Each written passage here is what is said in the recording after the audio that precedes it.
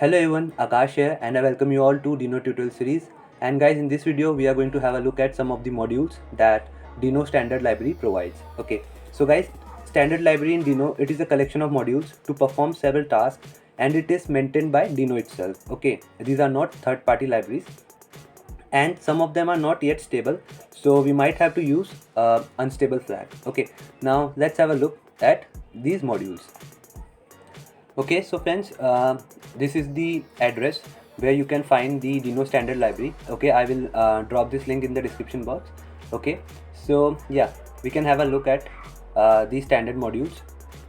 Okay, so as we can see, date time, fs, for file system, http, log, uuid, there are a lot of them. Okay, so we are going to go through some of these modules. Okay, so let's have a look at http module first.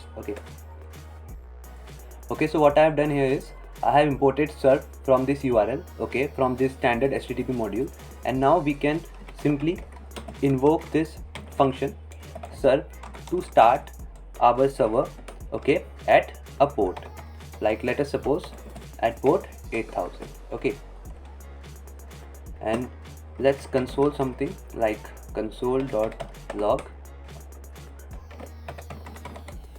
listening at port 8000. Okay, cool.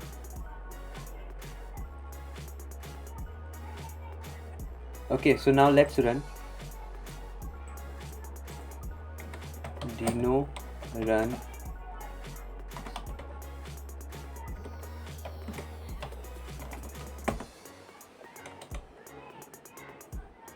okay, so we need to give it network flag permission. Okay, we need to give it allow net.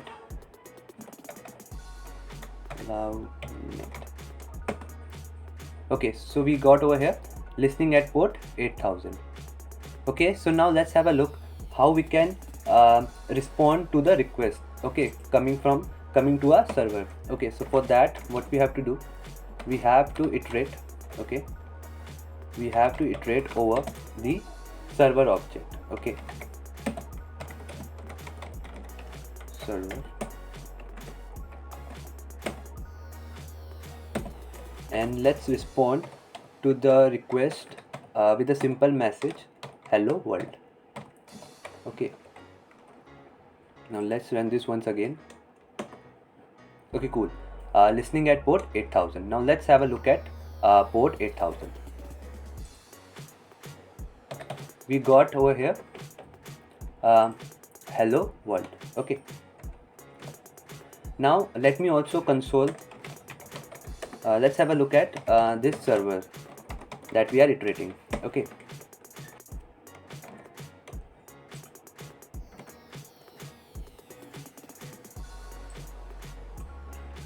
okay, so as we can see, this server is basically an object, okay, in which we have our listeners, connections, okay, and remote address, local address. So this server is basically an object and we are iterating over this object and we are responding to the request that is coming to our server. Okay, cool. Okay, so friends, I also want to tell you one thing. Okay, so like in Node we used to have Nodemon for hot reloading. Okay, so in Dino we have a third-party library, okay, third-party module, that is Denon, DENON. You can pronounce it as Denon or Denon, like, okay, so we can use that third-party library for hot reloading in Dino. Okay, so now let's have a look at that third-party module. Okay, so here we have our third-party module, okay, Denon. It is the Dino replacement for Nodemon, providing a feature packed, highly configurable and easy to use experience. Basically it is for hot reloading, okay, as we had Nodemon. Okay, now what we can do, we can simply copy this installation command, okay, and simply paste this over here, hit enter. Okay, so as we can see, successfully installed Denon. Okay, so now what we can do now, we need to run it. Okay, so in place of Dino we have to use this Denon. Okay, so we can do this denon run -- allow net and sandbox.ts. Okay, cool. Now it is also listening at port 8000, and if we do any changes like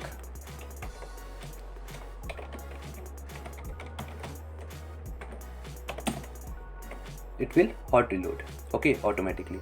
So it is quite a cool feature. So I will suggest that you can just install Denon if you are working on Dino. Okay, so cool. Now let's have a look at, yeah, one more thing. I will also drop this link in the description box. Okay, so you can just have a look at it. And now let's have a look at log. Okay, so friends, log is basically Dino provides us a simple default logger. Okay, simple default logger out of the box. Okay, and we can also customize it, like we can configure it as per our need. Like let me import it first. Now what we can do,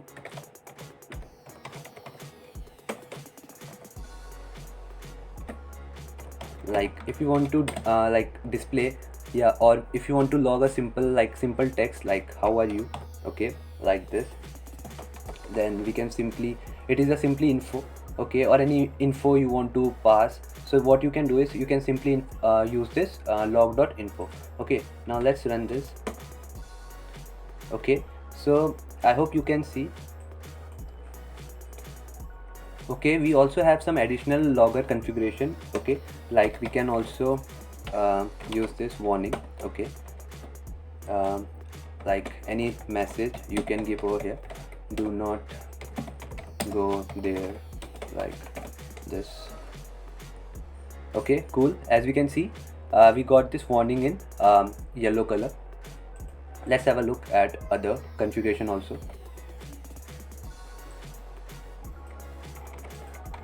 Okay, so as we can see, we have other configurations also, like error, like critical. Okay, so the error message get logged as in red color, and the critical message gets logged in, it also gets logged in red color, but in a like what we can say, bold. It's quite bold. Okay, so this was all about the log module. Now let's have a look at UUID.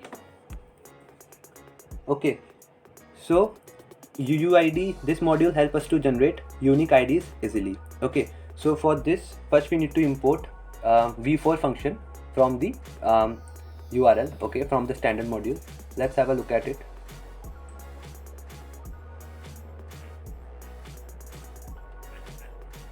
Okay, so we need to import v4, okay, like this.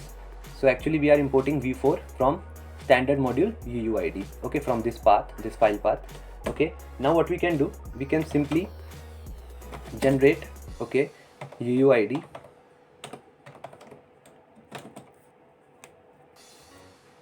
like with the help of v4.generate.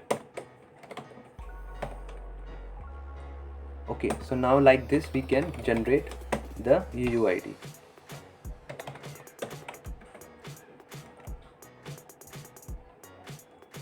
Okay, so here we got our UUID, as we can see. Okay, let me just clear it. Okay, we got our UUID, and every time we run our code, this get changed. Okay, now what we can do, we can also see if our UUID is valid or not. Okay, so for that also we have a function that is v4.validate, and what we have to pass over here is the UUID we are generating. Okay, and we can just console it is valid. Okay, okay, cool. We have got our UUID over here, unique ID, and we also got that yes, it is valid. Okay, so this is it with this module UUID. Now let's have a look at another module, that is file system FS. Okay, so friends, as we can see, this FS module, it helps us to manipulate the file system easily. Okay, and one more thing, as I've told you earlier, that some of the features are not yet stable. Okay, so this feature is currently unstable, so we have to use Dino run, and we have to use unstable flag for this feature. Okay, so now let's use some of its features. Okay, like let me copy and paste this, and what we are going to use is first let use read JSON. Okay, so with the help of read JSON, we can read the content from the JSON file. Okay, now let's quickly create a JSON file. Okay, so now let's try to read the JSON file. Okay,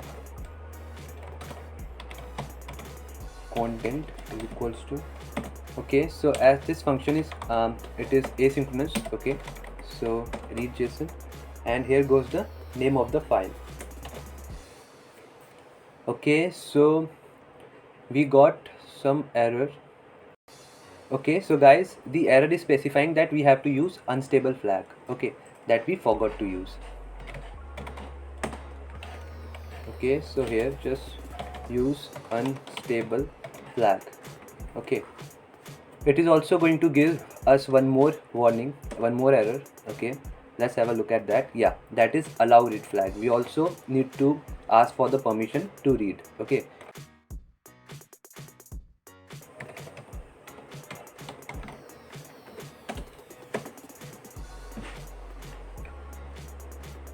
okay, so as we can see, we have got over here the message, the content. Okay, that is the JSON file.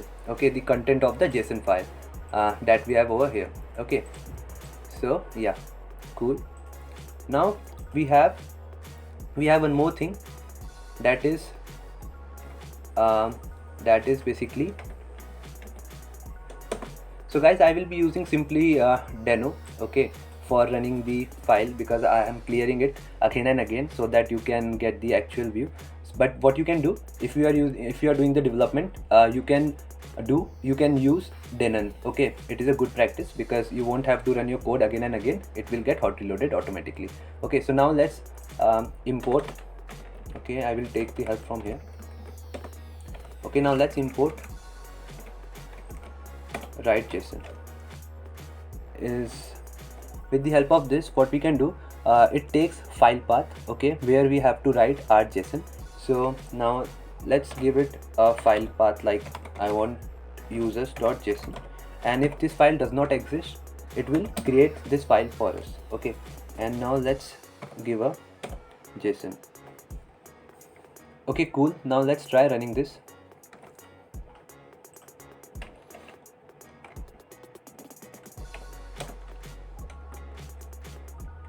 Okay, so guys, now we have to give it allow write permission. Okay, initially we gave allow read, but now we have to give it allow write permission.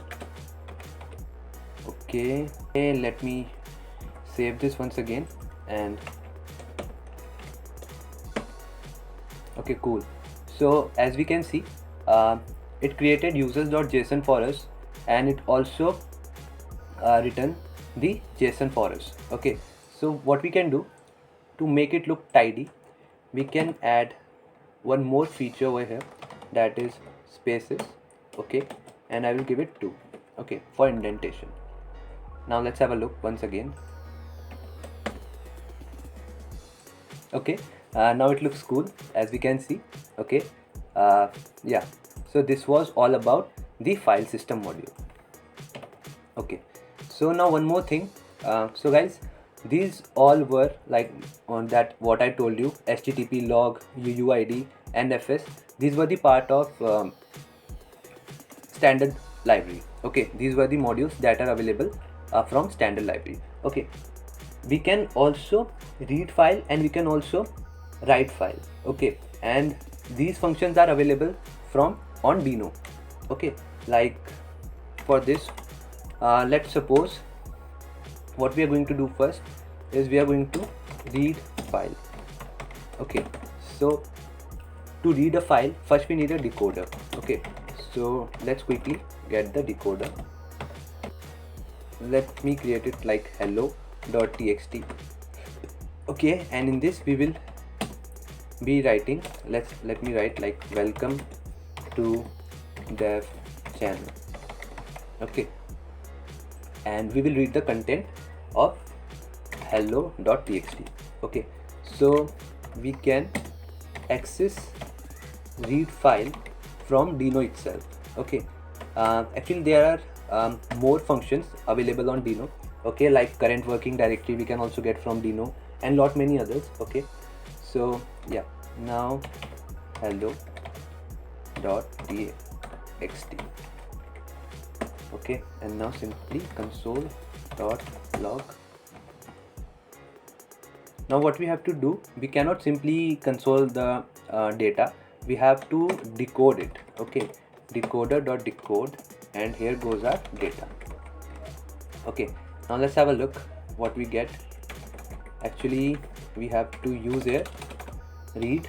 okay, and I think we can remove this unstable flag now. Let's see.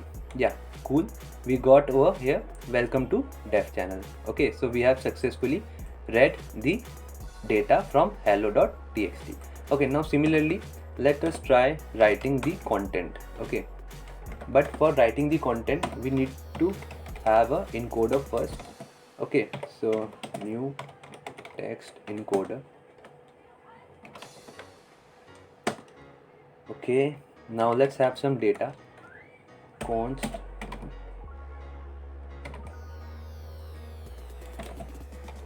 okay, let me first